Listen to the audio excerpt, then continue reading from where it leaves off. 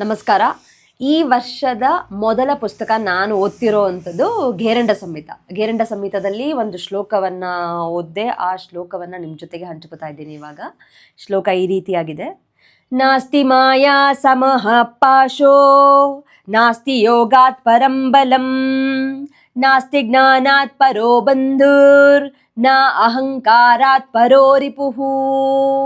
ಇದರ ಅರ್ಥ ಏನು ಅಂದರೆ, ಮಾಯೆಗೆ ಸಮನಾದ ಪಾಶ ಇಲ್ಲ. ಪಾಶ ಅಂದ್ರೇನು? ಒಂದು ಸಂಕೋಲೆ. ಹಾಗೆ ಯೋಗಕ್ಕಿಂತ ಮಿಗಿಲಾದ ಬಲ ಇಲ್ಲ. ಬಲ ಇಸ್ ಅ ಸ್ಟ್ರೆಂತ್. ನಮ್ಮ ಸ್ಟ್ರೆಂತೇ ಯೋಗ. ಯೋಗ ಅಂದರೆ ಕೊನೆಗೆ ನಾವೇನು ಅನ್ಕೋಬೇಕು, ನಾವು ದಿನನಿತ್ಯ ಮಾಡ್ತೀವಲ್ಲ ಯೋಗ, ಅದರಿಂದ ನಾವು ಗಳಿಸೋ ಅಂಥದ್ದೇನು?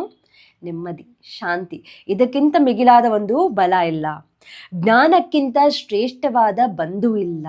ಜ್ಞಾನ ಎಲ್ಲಕ್ಕಿಂತ ಶ್ರೇಷ್ಠವಾದದ್ದು. ಆದರೆ ಅದೇ ಜ್ಞಾನದಿಂದ ನಮಗೆ ಬರೋ ಅಂಥದ್ದೇನು? ಅಹಂಕಾರ.